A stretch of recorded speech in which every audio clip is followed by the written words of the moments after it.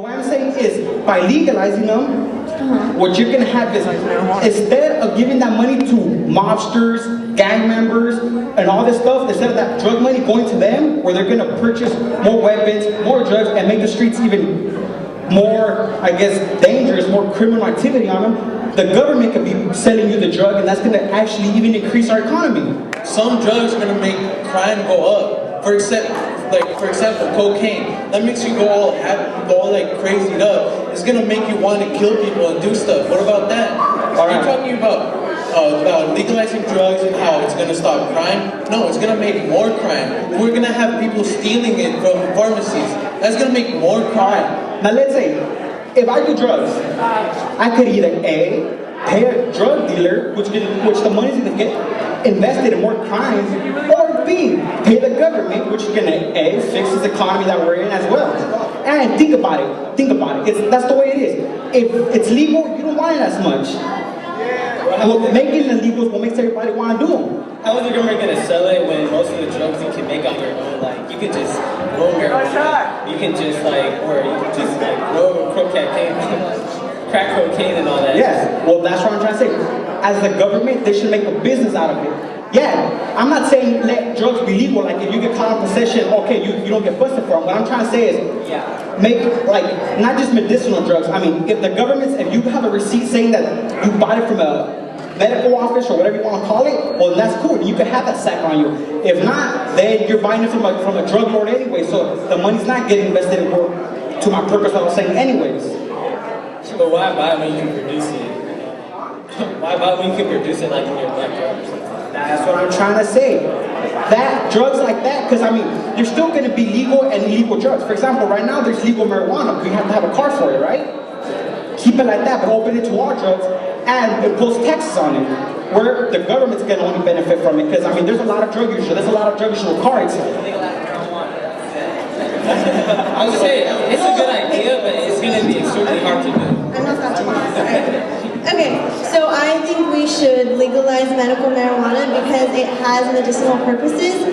And also, there is the medical marijuana card that we have here in California, but it's more of an at-your-own-risk kind of card. You can get medical marijuana, but if you were to be caught smoking it, you would end up in jail, and that is Do you know how long you're impaired on medical marijuana? I can't hear you. Yeah, you know how long you're impaired on marijuana? No. It depends on how much you're going to smoke and how strong it is. Like, alright, you think you're sick in the morning? You're still like wake and bake, you know? You're still like the wake and bake stuff, and like you go driving, like later on in the afternoon? No, but the medical marijuana thing, it gives people the reason. So like, oh, you know I'm straight, so marijuana, I can go ahead and drive. Yeah, well, I think they can drive with alcohol too. Mic check, 1 2 1 2. Alright, going back to this point right here, going to legalizing all drugs. You're saying about, alright, I have no problem against medical marijuana or anything, but other types of drugs, PCP, ecstasy, cocaine, that's just wrong. You're saying that it will help the economy. Wait, let me finish. I'll let you finish, alright, it's gonna help the economy, great, whatever. But it's gonna go with crime. Crime is gonna go up. How are you gonna say it's gonna lower crime? They're gonna make people more addicted to those drugs. Why do you think people are addicted to cigarettes? Because they put more additives to them. They're gonna want more and more and more. Alright, so back in the day in American history, when alcohol got banned, did you know that there were still people creating it illegally? So there was actually, the crime activity went up higher because people were they wanted to get drunk. You want to get high, you're going to get high regardless. I don't care if the law says you can't or you can't. I mean, you could. You can do it regardless. So might as well use that money you're spending on your drugs to give to the government, which ultimately runs in the system. Because like I'm back to the point. Back in the day when alcohol was legal, you think people stopped drinking? Did people stop drinking? No, they didn't. They just started creating their own alcohol, right? And that's the way it works. If you want something, you're going to get it regardless. Might as well make it something that's going to benefit the nation instead of benefiting gang members, potential terrorists, all this stuff.